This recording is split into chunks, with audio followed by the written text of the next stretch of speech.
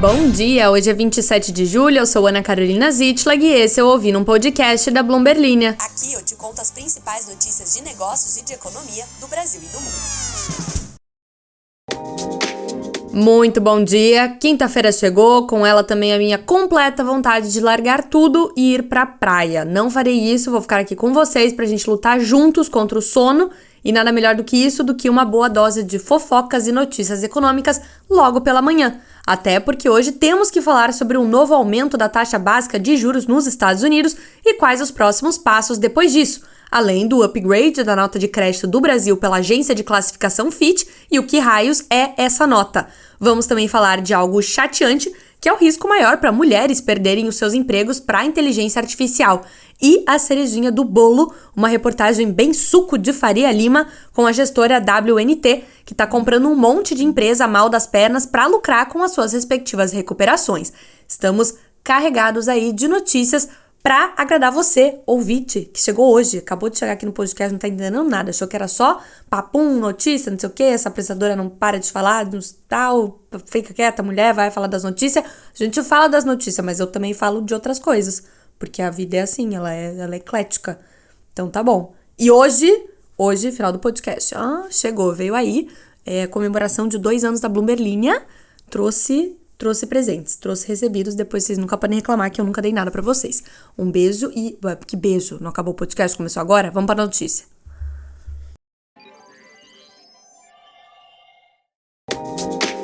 O Comitê Federal de Mercado Aberto, ou FONC na sigla em inglês, do Federal Reserve, decidiu elevar os juros dos Estados Unidos do intervalo de 5% a 5,25% para 5,25% a 5,5% em uma alta de 0,25 ponto percentual, que era amplamente esperada pelo mercado. Fazia aproximadamente uns 10 anos que eu não falava tantos números juntos na mesma frase.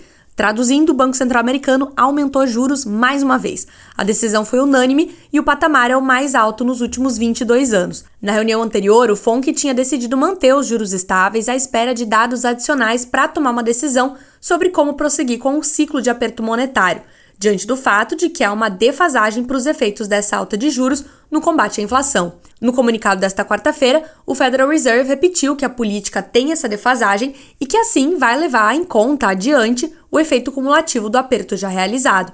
É que quando um banco central aumenta ou corta os juros, demora um pouco para esse efeito ser sentido em todo o mercado. E como a gente está vindo de uma longa série de aumentos, segundo o Fed, é preciso analisar esses efeitos tardios. Apesar disso, o comitê disse que pode, abre aspas, ajustar a orientação da política monetária conforme apropriado caso surjam riscos que possam impedir o alcance das suas metas, fecha aspas. Isso significa que eles ainda podem aumentar mais os juros por lá. Essas comunicações, tanto do Federal Reserve como do Banco Central do Brasil, por exemplo, são super analisadas pelo mercado, que chega a citar linhas em que determinadas frases apareceram ou deixaram de aparecer de um comunicado para o outro. O fato do Banco Central americano ter mantido esse trecho em específico que eu acabei de ler, de que vai ajustar a política monetária conforme apropriado nas próximas reuniões, é a chave para entender que ele ainda está vendo espaço para mais altas de juros. Quando for a hora, é muito provável que o Federal Reserve vai deixar mais claro que chegou o momento de parar com essas altas. E viu só, ouvinte Leonardo, que perguntou lá na caixinha de comentários sobre como está a situação dos bancos americanos meses após a quebradeira do início do ano? Antecipando a sua pergunta, o próprio senhor Jerome Powell, que é o presidente do Federal Reserve, citou isso na sua coletiva de imprensa que seguiu essa decisão na quarta-feira. Desde que o Silicon Valley Bank entrou em colapso em março, os economistas têm se preocupado que outros bancos possam reduzir a quantidade de empréstimos e aumentar os critérios para concedê-los. Até o momento, houve uma redução constante nesses empréstimos, mas nenhuma medida drástica. O próximo relatório sobre essas condições de crédito nos Estados Unidos está previsto para a próxima semana, e o Powell deu uma prévia, afirmando que as condições estão sim mais rigorosas, mas não de uma forma alarmante. Abre aspas para ele. Eu diria apenas que está amplamente consistente com o que você esperaria. As condições de empréstimo estão restritas e se tornando um pouco mais rigorosas, fecha aspas. Que chique, hein, Léo? Paulo respondendo a sua pergunta antes mesmo de você escrevê-la na caixinha de comentários. Olhe esta história apurada por Sérgio Ripardo, repórter da Bloomberg Linha, que é um suco de fofoca financeira da Faria Lima. O Sérgio entrevistou o investidor mineiro Valério Marega Júnior, que é fundador e principal acionista da gestora WNT. Essa gestora atraiu a atenção do mercado nas últimas semanas com a compra de participações acionárias relevantes em 4 empresas listadas na Bolsa Brasileira que têm uma coisa em comum: o fato de estarem todas em dificuldades financeiras. A WNT se tornou a principal acionista da Light em recuperação judicial, da West Wing, do TC e da Metal Frio. Anteriormente, no final de 2022, já tinha se tornado um investidor relevante da Veste, que é o novo nome da Restock, empresa do varejo de moda. O ponto é que o Valério Marega Júnior é filho de fazendeiro de Uberaba, na região do Triângulo Mineiro, e começou a carreira no mercado financeiro nas mesas de commodities agrícolas como café, boi, soja e milho. Hoje ele trabalha do escritório da WNT, no edifício Pátio Victor Malzoni, que abriga as sedes do BTG Pactual e do Google, entre outras empresas, na Faria Lima, em São Paulo. Se você já viu uma foto ou um meme da Faria Lima, é o prédio que parece um Transformer e que tem alguns Faria Limers corajosos tirando um cochilo na grama no horário do almoço. Segundo Marega Júnior, em entrevista à Bloomberg Linha, abre aspas para ele: "As famílias que apoiam a WNT são do agro, eram minhas clientes de Minas Gerais, um mix balanceado de Minas Gerais, São Paulo, Bahia e exterior." Fecha aspas. Marega e a WNT se especializaram na compra de ações de empresas em dificuldades, os chamados Distressed Assets, ou ativos problemáticos, em parceria com 2 figuras mais conhecidas do mercado: o veterano investidor Nelson Tanuri, que é acionista de referência da Prio, da Gafisa e da Aliança, e o Banco Master, do também investidor Daniel Vorcaro. Nomes para você anotar aí no seu caderninho de pessoas que o mercado, quando escutam elas falarem, fica "oh".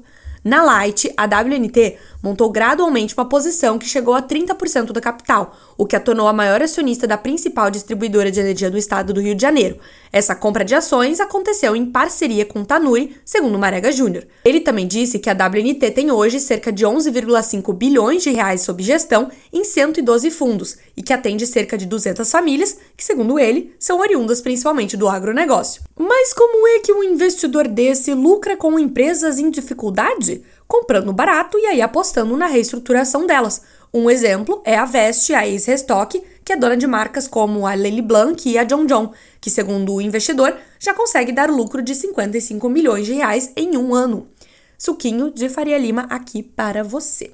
Essa entrevista completa está no Breakfast, a newsletter de abertura de mercado da Bloomberg Linha. Se inscreva lá no nosso site, entra lá no nosso site e olhe a newsletter. Eu estou um poço de propagandas da Bloomberg Linha hoje, viu? Aguarde que vou fazer várias propagandas ainda hoje. Agora, um assunto intrigante para você levar para o bar com os amigos ou para o chá, não sei qual é o tipo de pessoa que você é. Um estudo da consultoria McKinsey apontou que o avanço da inteligência artificial tem o potencial de afetar mais as mulheres do que os homens, podendo substituir quase 1/3 das horas trabalhadas na economia dos Estados Unidos. O relatório examinou as tendências de mercado de trabalho dos Estados Unidos até o final de 2030 e calculou que as mulheres têm 1,5 vezes mais chance de precisar mudar para uma nova ocupação do que os homens durante esse período.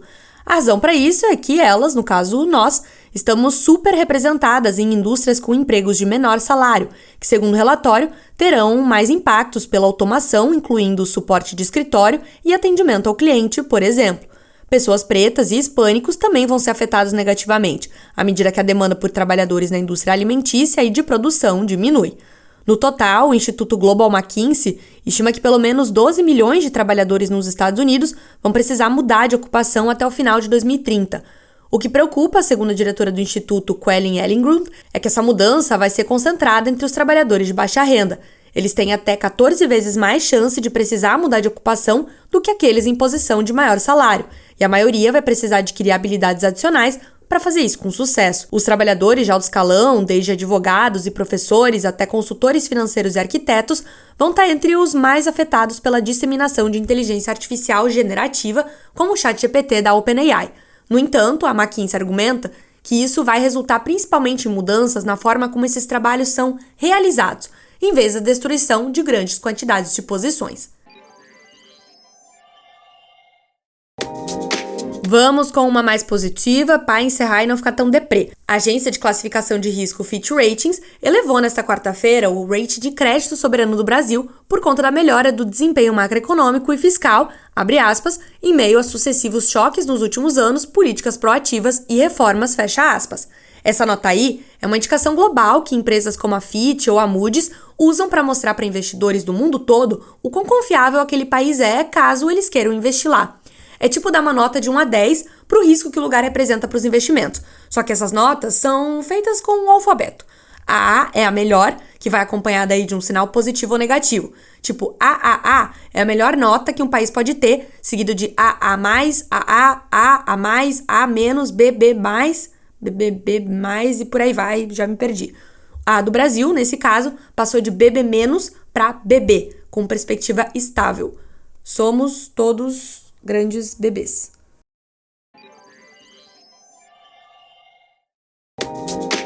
Chegou o grande dia, depois de eu enrolar por quase uma semana, agora eu finalmente posso falar sobre o aniversário de 2 anos da Bloomberg Linea. Nos altos de 2021, lá estava eu no conforto do meu lar em um mundo ainda pandêmico, ajudando a montar esta belezinha aqui que é a nossa empresa. Tenho orgulho de dizer que nos tornamos, neste tempo aí, líderes em notícias econômicas e de negócios, trazendo a América Latina para o mundo. Quem escreveu esse texto aqui foi a minha chefe, mas eu concordo. Aí você talvez, se já tiver ouvido falar do nome Bloomberg há mais tempo do que 2 anos, possa ficar mais ué, como que vocês estão fazendo só 2 anos se a Bloomberg existe há mais do que 2 anos? Essa parte não foi minha chefe que escreveu, mas agora está na hora de explicar, porque às vezes eu falo Bloomberg News e às vezes eu falo Bloomberg Linea. É porque a Bloomberg Linea, onde eu trabalho, é tipo uma joint venture da senhora Mami Bloomberg, que é lá dos Estados Unidos, com um investidor do Panamá, o senhor meu dono, Leon Falik. Lembram que joint venture era aventura compartilhada, traduzido do inglês? Pois é exatamente isso. O senhor meu dono, Leon Falik, entrou com a grana, a Bloomberg entrou com o conteúdo e nós, da Bloomberg Linea, entramos com a distribuição e mastigação dessas notícias, que são bem específicas aí para o mercado financeiro quando elas vêm direto do terminal, que é o software mais conhecido da Bloomberg. É um software de informações de tudo que vocês possam imaginar, desde a quantidade de cargueiros no Oceano Índico até a quantidade de neve que caiu no Paquistão nos últimos 10 anos, sei lá. E mais um monte de informações econômicas e de negócios e tudo mais. Este é o software que é o carro-chefe da Bloomberg Mami. E lá dentro temos muitas notícias importantíssimas e super relevantes sobre o mercado financeiro, mas elas são voltadas para um público que já está familiarizado com este tipo de linguagem. E aí que surge esta doida aqui com um podcast chamando Joint Venture de Aventura Compartilhada e o dono da sua empresa de seu dono. Esse é o propósito da Bloomberg Linea, difundir informações de economia e negócios de um jeito que todo mundo possa entender. A Bloomberg News é o braço de jornalismo da Bloomberg, que tem uma redação aqui no Brasil. Eu estagiei lá há alguns anos. Aí eu saí de lá, fui para outros lugares e aí agora eu estou de volta na Bloomberg Linea.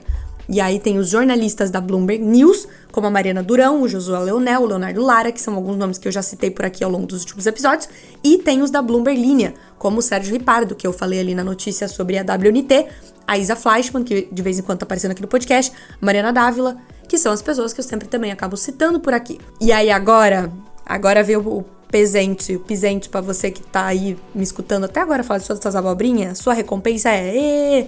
Para o nosso 2º aniversário, a gente está oferecendo 12 meses de assinatura gratuita do nosso site para que você possa desfrutar de todo o conteúdo premium da Bloomberg Linea.